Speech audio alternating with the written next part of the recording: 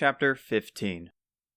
The door to the inn swings open, and sitting in the lobby, on a worn couch, is Isamu and Fidir, quietly staring at the empty table.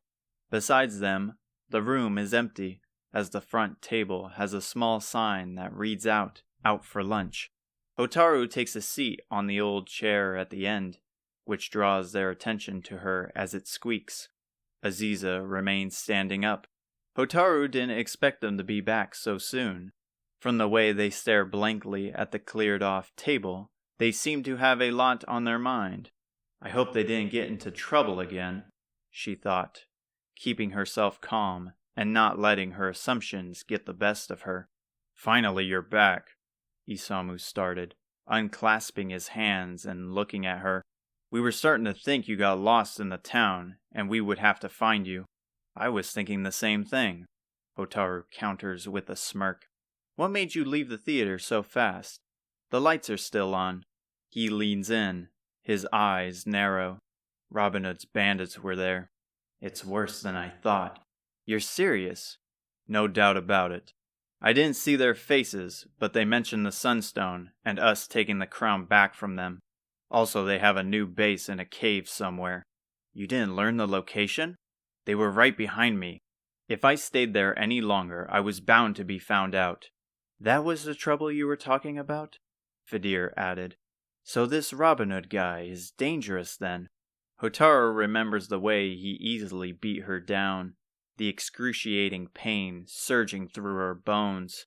He was more brutal than any monster she faced.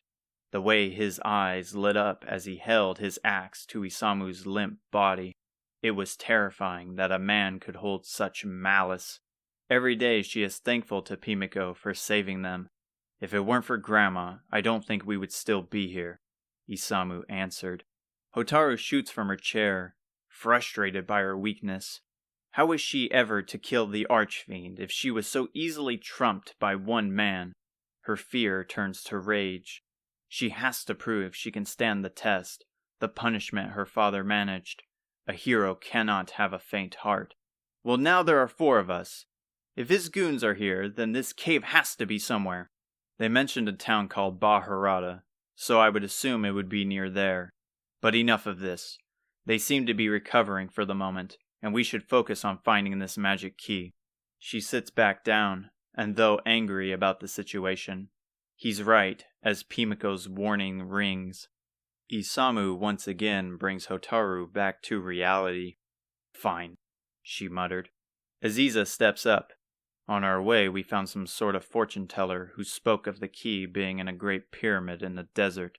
Sounds easy enough, Isamu said. Not only that, but to get access we must request it from the Queen of Isis. From what we know, her castle is near an oasis. Isamu tilts his head, holding his hand to his chin. You heard all of that sits in the desert? Are you certain that this isn't some sort of legend or fraudulence? The barkeep said something along the same lines. They turned their heads over to Fidir. He said if anyone were to know of treasure, the Queen of Isis would. Did he mention anything else about her? Aziza asked. Not particularly useful, other than her castle is located at an oasis in the west of the desert. What do you mean by not particularly useful? He takes a moment to speak. He just mentioned how beautiful she is. Isamu leans back, eager with excitement. Well, how beautiful is she? He sighs. To quote his words, most men scour across the accursed desert, knowing they may never return again. However, the Lady of the Desert makes it all worth it. She is a gift to mankind, a living goddess from the heavens above. One look into her eyes will have you love-struck till the day you inevitably meet your end. Even the most sinister being would be infatuated by her spell. They pause, looking blankly at Fidir, who has arisen from his seat while speaking, holding out his hand like a stage play actor. He falls to the couch. I was only doing what he did. Quite the poet. But I'm interested. Isamu grins. So when do we see this queen? And back to normal they go. So much for your worry. Unfortunately for you boys, the castle only allows women entry, so you will have to wait behind until we get back. Isamu is left stunned at Hotaru's words and evil laughter. He waves his hand over his face. Well, that's stupid, he pouted. Hotaru's overdramatic laughter turns to a giggle as she scans the empty lobby. Part of her should feel worried of waking anyone who rests inside the nearby rooms, but they are most likely out for the night, just like the receptionist. Anyway, I think we have our next course of action. Let's rest up till the morning. We will gather some equipment for the road then.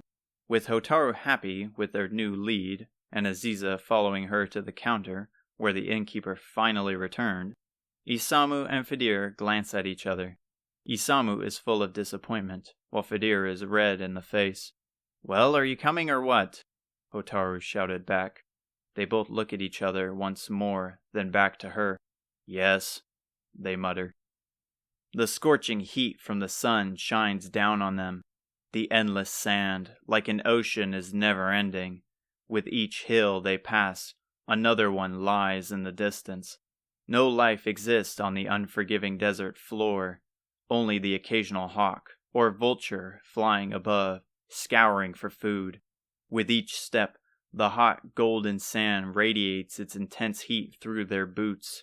Even with plenty of water to cool their bodies, they are drenched in sweat. Fidir has his coat over his shoulder, and Aziza continues to wear her cloak on her waist. Besides the sandy steps and heavy breaths, the only noise is Fidir muttering a prayer for safety.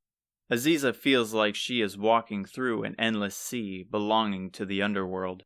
Nowhere in her home, nor Alihan, has it ever been so hot. She ponders how her parents even managed to cross this desert, especially her mother, who was pregnant at the time of their departure from this land, as her father has stated before Aziza left them on the boat to Alihan. How much more of this do we have? Isamu shouted, full of exhaustion and anger. We have been traveling for hours. Surely this castle has to be near. Don't yell. You will only burn your energy, Hotaru warns as she manages to form the sentence. Are you sure we are going the right way and not going in circles? Fidir said that it lies to the west, and it's safe to assume that we are nearing the evening. That means if we follow the direction of the sun, we are heading west. Is she right, Fidir? Fidir has his eyes closed while bobbing his head downwards. However, he confirms his question with a weak thumbs up. Isamu silently sobs to himself as they cross another sand hill.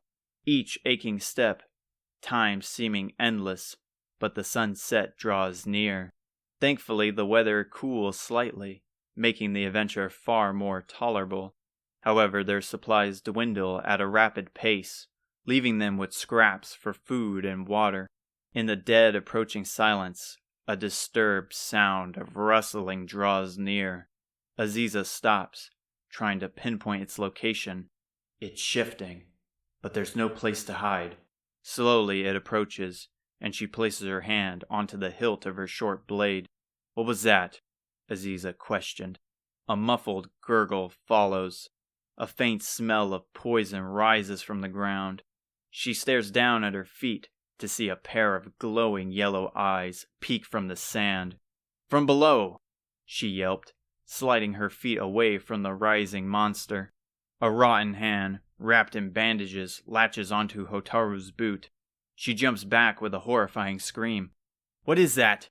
She screamed, crashing to the floor. It moans as it rises.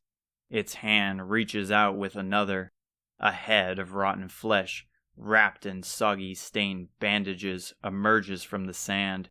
Isamu startles both of them with a horrifying truth. They're coming from behind. Aziza and Hotaru spin to the sound of nearby groans. They panic as several wrapped corpses close in. Their exposed bones and their bodies crack with every step forward. Their scent of death and decay envelops the hot sands. This isn't good. Isamu takes the lead with his iron claw ready. He slashes through the closest one, and its gash explodes with a black gas. Isamu falls to the floor as the black liquid splatters on his face, gagging onto the sand from its deathly stench. Hotaru drags him away from the monster that is still pursuing him. Are you all right? I will be fine, he coughed. A grim scream alerts them.